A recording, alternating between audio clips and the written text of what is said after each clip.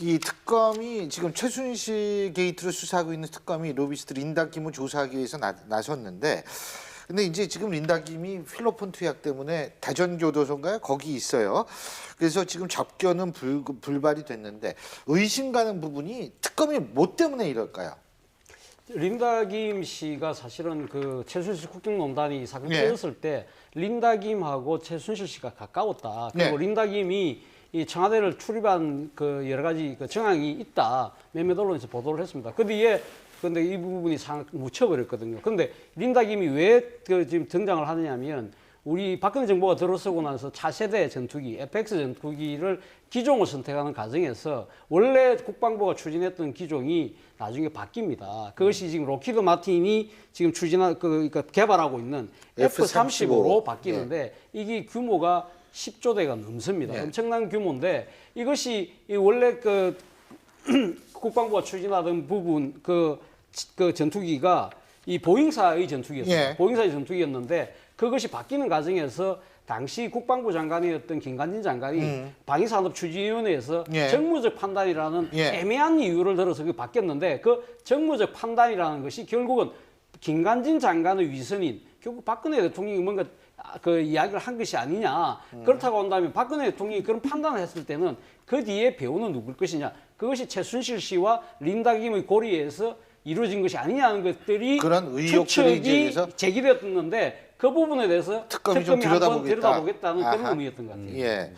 근데 뭐 로키드 마틴사는 일단 사실이 아니다. 지금 이렇게 나오고 있는데 이거 근데 뭐 일단 린다 김은 아니 교도소에 있던 사람도 난 만나기 싫다 그러면 못 만나는 거죠. 특검이라도. 그죠? 그렇죠. 이게 지난번에 이제 그 윤석열 수사팀장이 정두원 전 의원을 만나서 이 최순실 일가의 재산 관련된 어떤 참고 이렇게 증언을 들었지 않습니까? 그거랑 마찬가지로 지금 특검에서 설명하는 것을 린다 김 씨를 만나서 이와 관련된 참고적인 어떤 진술을 좀 받는 것이 목적이었다라고 얘기를 하고 있는데 이게 지난해 12월 30일 날이거든요. 그러니까 굉장히 우리가 생각하는 것보다 빨리 그리고 특검이 이 부분에 대해서 굉장히 관심이 좀 있다는 것을 사실 보여주는 겁니다. 그리고 가서 린다 김 씨를 만나고 싶었지만 본인이 거부를 하니까 그냥 돌아온 게 아니고 거기서 몇 시간 동안을 기다리면서 계속해서 좀 만나게 해달라고 할 정도의 의지를 보였다라는 것은 특검이 뭔가 이런 부분에 대해서 이게 단순한 의혹이 아니고 뭔가 좀 실마리를 잡은 것 아니냐. 이미 그 전에 최순실 씨가 로키드 마틴 회장을 만났다. 그런 소문. 또 정윤회 씨가 린다 김 씨를 만났다. 그런 소문. 또 린다 김 씨가 청와대 관저를 들어갔다. 이런 소문. 이런 것들이 이제 국회에서도 얘기가 되고 많은 얘기들이 나왔단 말입니다. 그러니까 그런 부분 관련해서 그리고 또 박근혜 정부 들어서 이 로키드 마틴사가 이상한 우연인지는 모르겠지만 거의 그 FX 사업 F-35 포함해서 14조 원대의 무기 계약을 로키드 마틴이 거의 싹쓸이를 했단 말이에요. 그렇다면 우리가 쉽게 생각할 때 뭔가 그 마프에 이런 커넥션이 좀 작용하지 않겠는가라고 그런 의심을 특검도 갖고 있는 거죠. 최순실이라는 판도라의 상자가 열렸을 때 처음엔 우리가 연설문 가지고도 놀랐습니다. 그런데 이게 방산 비리 얘기까지 나오면 도대체 이 비리의 끝이 어디인지 가늠하기가 힘들 정도인데요. 이게 방산 비리 의혹이지만 기존에 있었던 방산 비리가 너무 많았기 때문에 그 개연성을 아주 부정할 수가 없는 것이 우리 지금 상황입니다. 대형 군함에서부터 USB까지 방산 비리가 얼마나 많았나요? 통영함, 엄청나게 비싼 그 구조선인데 최첨단인데도 불구하고 그 음파 탐지기가 2억짜리를 41억 원에 샀다는 게 밝혀졌습니다. 그리고 USB는 한 개 10,000원짜리 USB를 95만 원에 산 기록이 2011년에 있죠. 방탄이 안 되는 방탄복.